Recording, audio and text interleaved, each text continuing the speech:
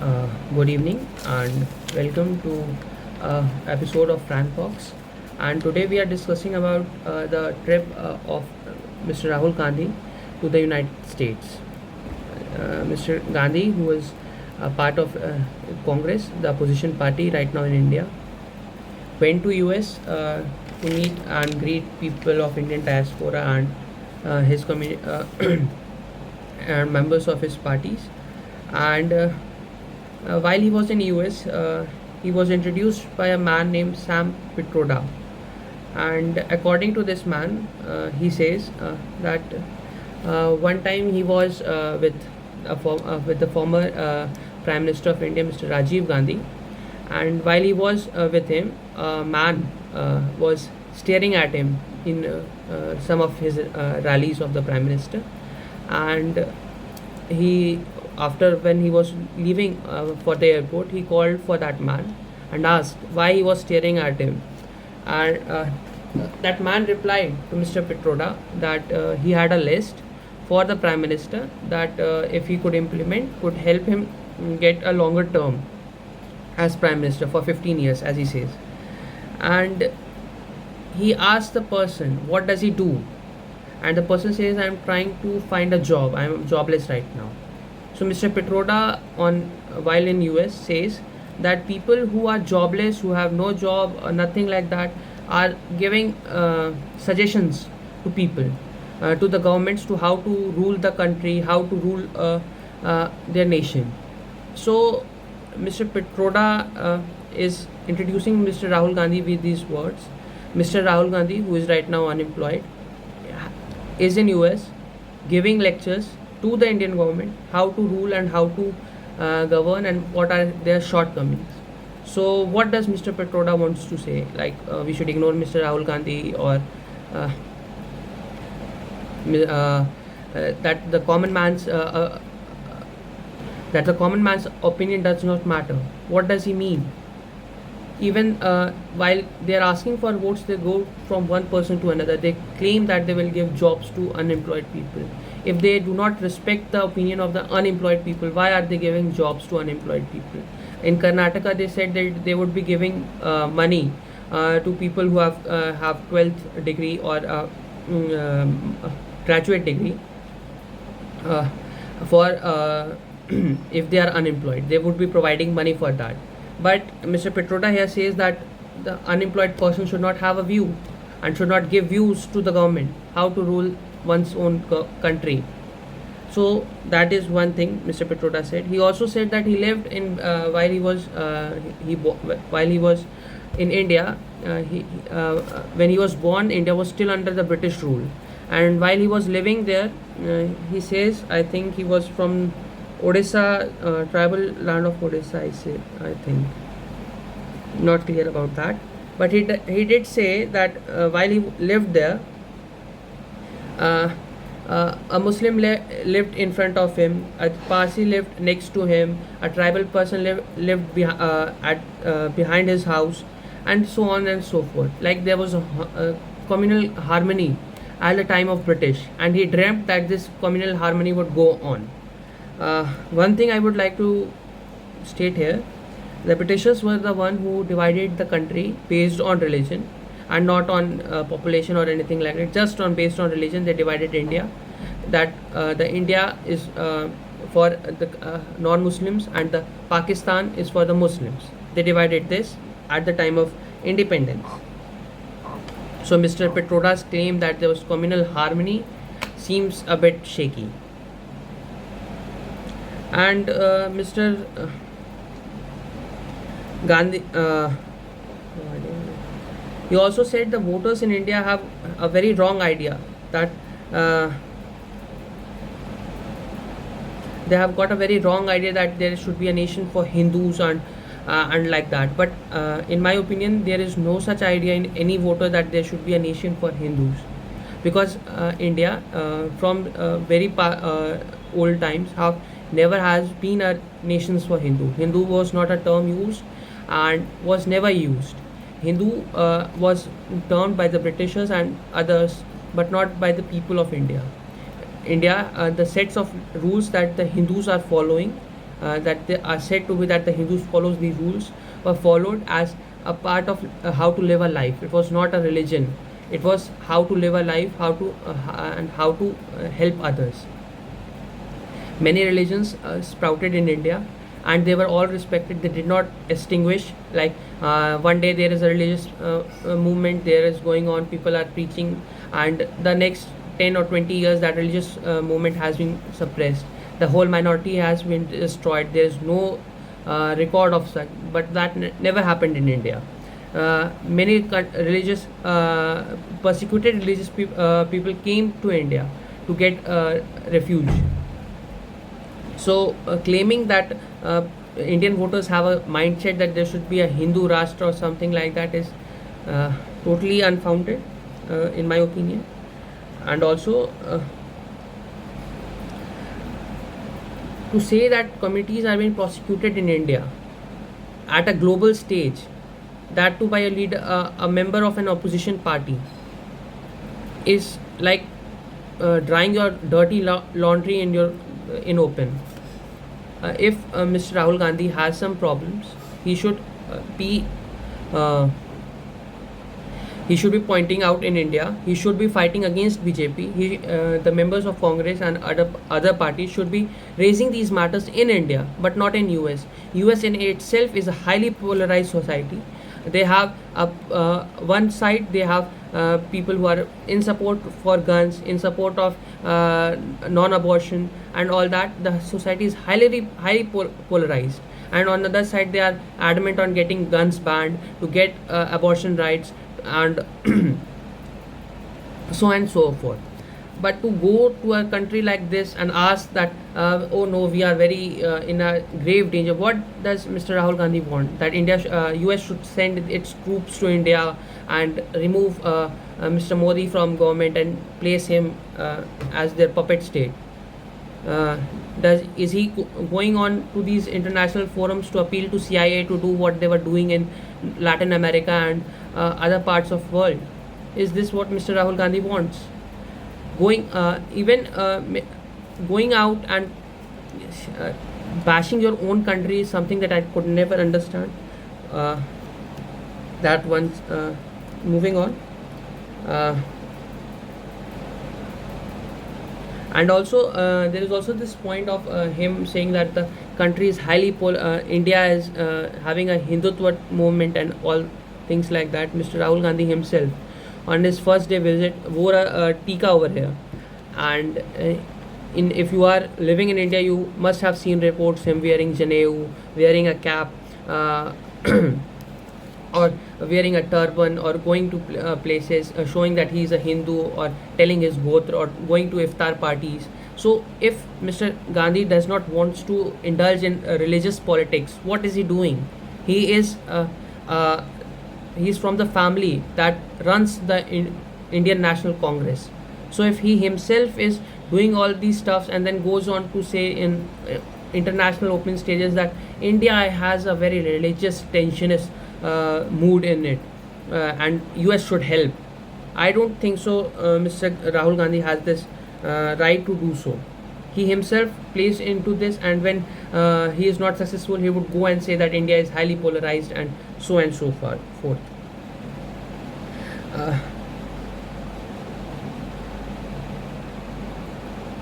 And he say while he was there, the matters were raised about language. A member of his one of his supporter asked the question that what does he thinks about the language, the Tamil language. He says that he respects the Tamil language, and he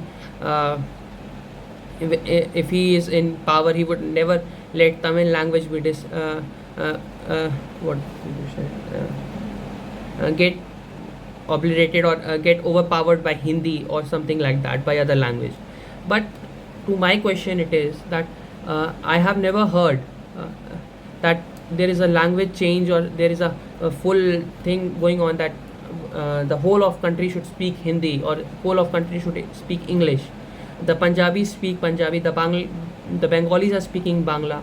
Nobody is stopping them. Nobody is saying that why are you speaking Bangla? You should speak English or Hindi. Neither are the Gujaratis are told to speak Hindi.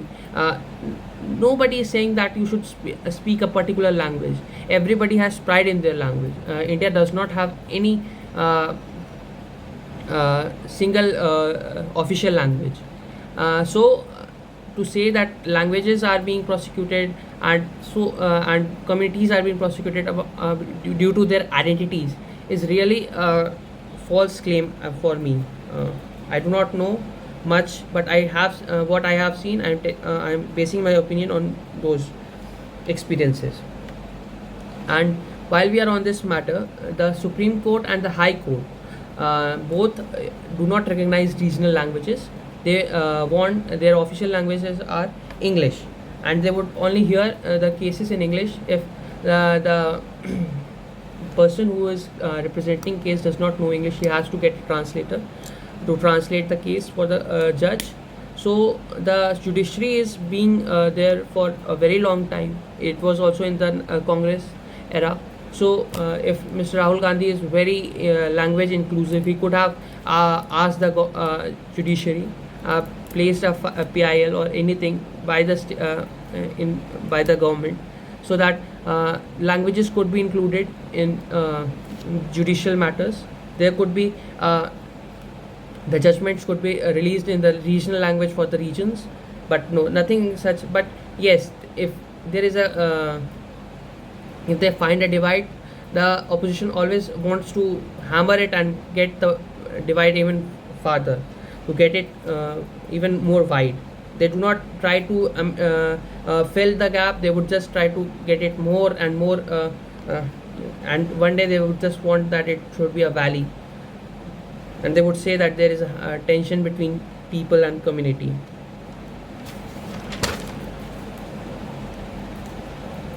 And while he is in US, he has a question session at end of his speech. But in the videos which I have watched of Mr. Gandhi, the mainly questions are being raised by the organizers. The organizers who have asked Mr. Gandhi to come to US are asking the question, not the public.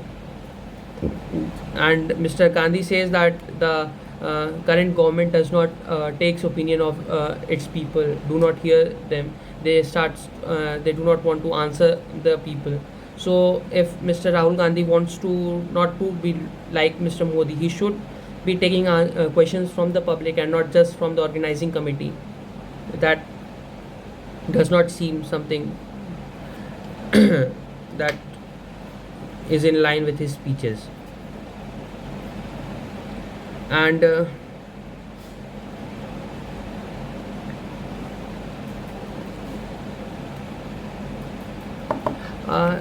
and while he is in US, one of his main topics is that India has a group of very rich people and rest of India is very poor.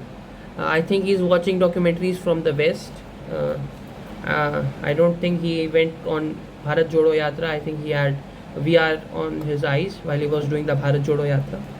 But to say that there is only a 1% or 2% rich and rest are all poor is what can it be done to decrease this gap is not the issue here. The issue that Mr. Gandhi is raising is that there is a 1% and there is that 99%, and that is due to BJP, and there is no solution for that, but that 1% should be outcasted from India and should be criticized, and that's all he has to say about those 1%ers.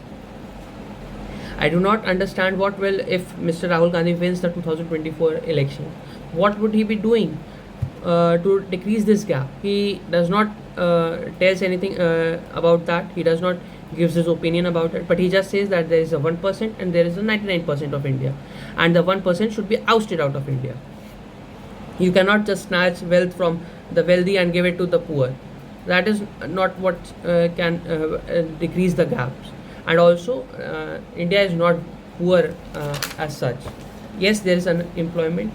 We are a very large country, but we do have a very small land mass. If in population wise, if you check, China is on number one in name of population, and we are number two. But the land mass that China occupies is higher than that of India. So there is less opportunities it is sure for that, but it is the job of government to create those opportunities, and the government should try to do that. But just to blame that there is 1%ers and the rest are unemployed and moving here and there is not the answer for that. Those 1%ers are also creating jobs. People are working in Reliance, in the Adani group, in the Tata group. The members of the opposition who are in power in different states ask for help from these companies to set up the plants, to get projects start running. They give tenders to these companies. So to say that we should just oust the 1%ers, if something is bad happening to them we should make fun of them, we should just criticize them, is not the answer for this. You are uh, uh, just to mock successful people is not a good thing to do, and that too if they are your own countrymen. And after the train crash in Odisha, which was a very unfortunate event that happened in India, Mr. Rahul Gandhi went on to say that the government is driving the Indian economy and India as a state, as a country, while seeing at the back view mirror, and they are not seeing in front what is coming in front. They are just seeing in the back. They are blaming Congress, they are blaming Britishers, they are blaming the previous rulers, the Mughals, and all the way back. They are just blaming. They are playing the blame game, and they are doing nothing for the future. They are not planning for the future. They are just living in the past. He says that the Congress is like Mahatma Gandhi, and the BJP is like Nathuram Godse. So I don't know what Mr. Gandhi wants to say, but while you are driving a car, you have to watch in the rear view mirror and also in the front. You cannot just drive in front and do not watch what's happening behind. If you are taking a turn, you have to see behind while you are taking that turn. If not, accidents will are going to happen. And on the matter of in a rear view mirror perspective, Mr. Gandhi and his party say that this is not the India we recognize. This is not the India that we envisioned. This is not the India that we thought it would be in the year 2023 or 2024. So, isn't the Congress viewing it in the rear view mirror?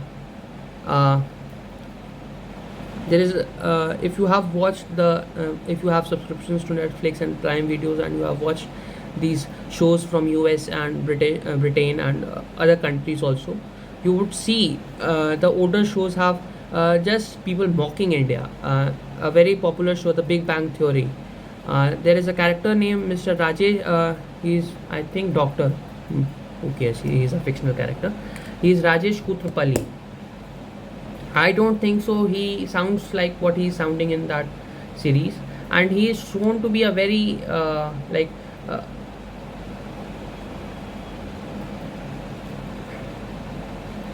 he shows the Indian cultures in a very mocking way, and also many comedians would make fun of India. There is a very good show, Doctor House, medical drama, very good. Uh, but in that, there was once a line that he was talking to someone. He said that you are running away from this, as there are, as you have seen the chanters of Hare Krishna movement on the airport. There were many instances where India was openly mocked, and not by just the Americans or the uh, Britishers or people from other countries. Even Indians who have gone to US and UK for studies or something, they are and have chosen the stand-up comedy, or have chosen acting, are acting in a way that is demeaning to Indians. They will talk in a funny accent because that is what is accepted in America as an accent for Indians. They have not updated themselves. They just think that Indians talk in certain way, Chinese talk in certain way, the Koreans talk in certain way, and we should just hear that. If somebody is not speaking in that way, they are not from that country. There is an interview of a Indian actor who is working in America, something. He says that while he was auditioning for a role, he was asked to talk in an Indian accent. He talked like he would normally do, and the director would say, "No, this is not the accent. We want Indian accent." And So getting an Indian accent, and Mr. Rahul Gandhi is going to a place where India is just used to be mocked on the big screens, and he is going to US to please those people. If Mr. Modi did not had a great presence in the world government, in the world order, and these forums like NATO and all such things, I believe somebody from the US uh, government would have been with Mr. Rahul Gandhi and would have shared stage with him in criticizing the Indian government. But India has been improving its image, and there are many developments that have been happening. Yes, there are some times that the Indian government lacks in some places, but to say that India is just lacking and only the Congress can help is not the answer for that. And again, I would repeat that going to different countries and blaming that your own country is in peril and others should save it is a very dumb idea and a demeaning to the voters and the public of India. If Mr. Rahul Gandhi wants to go to US, he can. If he does not wants to praise Mr. Modi, don't go there. Don't hold meetings, but to go there and specifically tell that Mr. Modi is doing such a bad thing for our country. India should be outcasted from the global order. And when Congress comes to power, then India should be accepted as a global power and things like that. While there was the Congress rule in India, the US has released religious freedom reports and has criticized India in that also. US has always criticized India in its reports based on religious freedom and human rights. These reports are never written by the government itself, but written by independent bodies and then released by the their ministries. So there has always been a propaganda against India in the West. When India was buying Russian oil, they were saying that India should be outcasted. Reports were coming. The newspapers were saying all things like India is filling coffers of Putin and things like that. Mr. Rahul Gandhi did say that he would maintain a friendly relationship with Russia, same what Modi is doing. So I don't think so. He is completely against Mr. Modi, but he is in what you can say a situation where his party is losing elections. He needs to demonify Mr. Modi, saying that he's a very cruel tyrant and he is Gaddafi and Mr. Xi Jinping of India. So let's see what he does again. Says next. For now, let's end the show with a 1 minute silence for people who have lost their lives and are got injured in the train accident that happened in Orissa. My sympathies are with them, and let's hope they and recover from this. That's all. Let's have a 1 minute silence and end this video with that.